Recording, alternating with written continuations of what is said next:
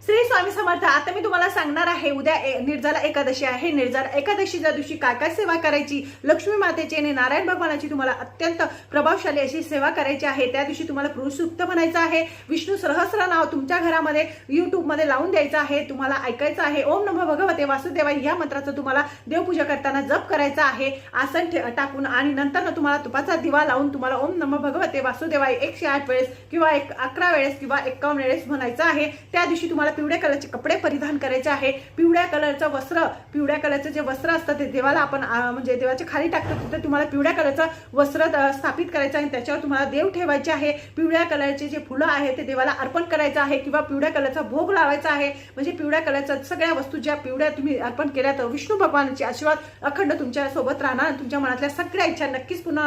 कारण की निर्जला एकादशीला असं भरपूर असं महत्त्व आहे। या दिवशी दान धर्म सेवा भरपूर करा आणि तुमच्या मनातल्या सगळ्या इच्छा पूर्ण करा।